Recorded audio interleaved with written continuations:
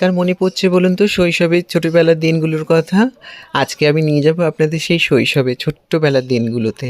দেখছেন একটা খোলা মাঠ, এই খোলা মাঠে কিন্তু রয়েছে আমাদের ছোটোবেলার অনেক স্মৃতি। আমারও তো বিশেষভাবে রয়েছে এই মাঠে অনেক স্মৃতি। আর ওই যে দেখছেন প্যান্ডেল হয়েছে, এটা হরিসভার প্যান্ডেল। আর ওই পাশে রয়েছে আরও একটা বিশেষ গুরুত্বপূর্ণ বিষয়, পরে বলছি সেই নিয়ে। আর এই খেলার মাঠটারও কিন্তু প্রচুর নামডাক রয়েছে জানেন তো?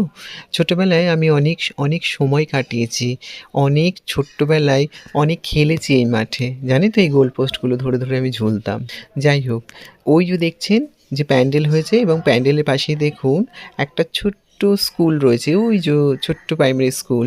এই প্রাইমারি স্কুলে কিন্তু আমি পড়েছি। প্রাথমিক শিক্ষা এখান থেকেই নিয়েছি।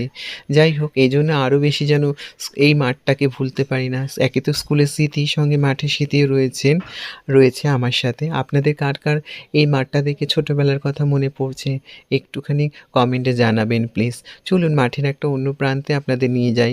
এই যে দেখতে পাচ্ছেন একদম রাস্তার ধারেই কিন্তু মাঠটা। এই যে হরিসভার কথা বলছিলাম, ওই প্যান্ডেলে হবে কিন্তু।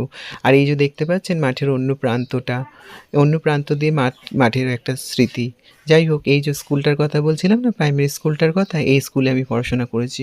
হয়তো দিদিমণি মাস্টারমশাইরা আজকে আর নেই, কিন্তু রয়ে গেছে তাদের স্মৃতিগুলো। কিছুতেই পুরনো স্মৃতিগুলো ভুলতে পারি না জানেন তো? যতই নতুনরা আসুক, পুরনোদের তো কিছুতেই ভোলা যায় না।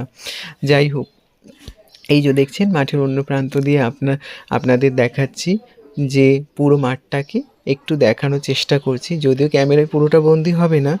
চলুন, আমার চ্যানেলটা যাদের ভালো লাগছে শেয়ার করবেন, লাইক করবেন, পাশে থাকবেন এবং চ্যানেলটা সাবস্ক্রাইব করবেন যদি আপনাদের আমার ব্লগগুলো ভালো লাগে। যাই হোক, আর দেখা হবে আপনাদের সঙ্গে পরবর্তী একটা